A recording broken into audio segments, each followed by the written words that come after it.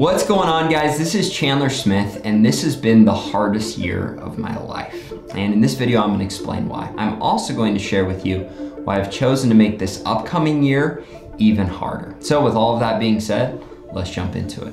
All right, guys, if you follow the channel, it's probably easy to assume that the last year has been awesome from an outsider looking in. Over the course of the last year, I've bought multiple supercars. I've built and moved into my dream home. I've had the opportunity to speak at some really cool different events, and all the things that I've shared on the channel have been, for the most part, pretty uplifting and upbeat. However, in the last year, my brother was diagnosed with cancer and had to go through 6 months of treatment. My wife was also diagnosed with cancer and had to go through 6 months of treatment. And there have been a myriad of other things in my life that have made it extremely difficult. Now, I'm not making this video to complain, because I believe a lot of the things that were difficult about my life were very self-inflicted. Let me explain. One of the biggest things this channel has always pushed is purchasing real estate so that I could have a passive income that I could live off of. So if anything happened with my work or anything else in my life, I knew that I had the funds to be able to afford the lifestyle that I wanted, regardless of whether I was working or not. Now, this is an awesome principle. It's something that gives me a massive safety net and a lot of the warm feel goods. The big problem with this strategy is that's exactly where I was at when all of the worst things that I could imagine happened in my life. And what happened is I took a massive step back from a lot of things. Now, I was still spending money on cars, and I was still spending money on the new home, and a lot of those things gave temporary highs. However, the reality is stepping back from the things that I was passionate about when it came to my consistent daily work, when it came to purchasing real estate. I still bought properties here or there, but I wasn't searching for them. I wasn't actively engaged in my sales job. And even some of my friends and family, I took a step back from. Now, as I did this, I definitely struggled with the anxiety, the depression, a lot of the other things that come with kind of disengaging from the things that I love. And this is something that I felt was necessary because of all that we were going through.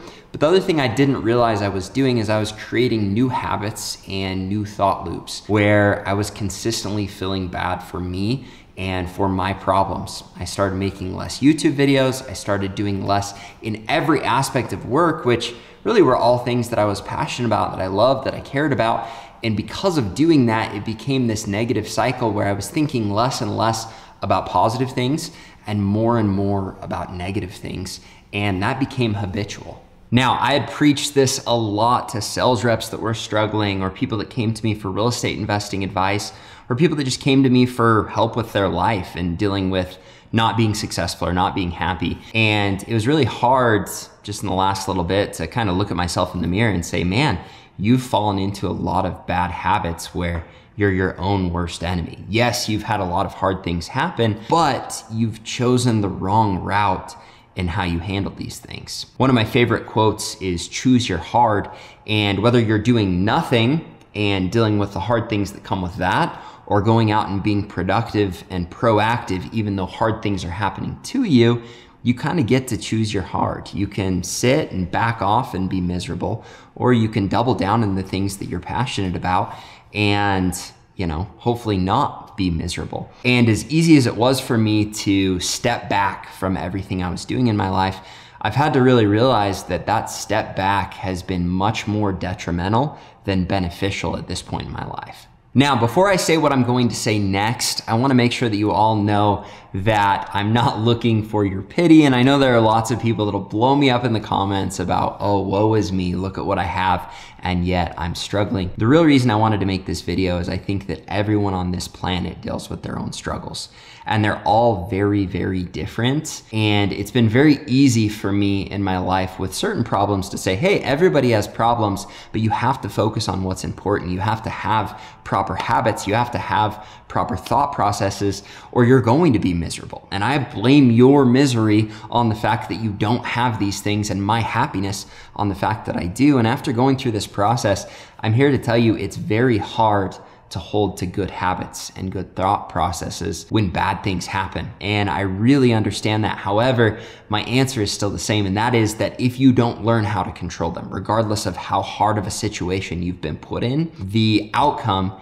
is going to be worse if you're not focusing and doing the right things. Now, the interesting thing about the quote, choose your hard, is a lot of times one hard is painful on the front end and much better long-term, where the alternative is easy on the front end and very painful long-term. And what I mean by this is doing the right thing that's going to make you happy long-term usually requires a lot more startup energy and a lot more work on the front end. And that's why for a long time, I've pushed back making this video, or I guess committing myself to making the changes that I needed to in my life, because it's hard, it's difficult. And historically in my life, I've always chosen my hard things and kind of hit them head first, where the last year I've kind of just been beat up by my environment and I've wielded to it. Where this upcoming year, I've made the decision to choose the hard things in my life. And I'm in a financial position where I could sit back and I would be fine. I could pay my bills,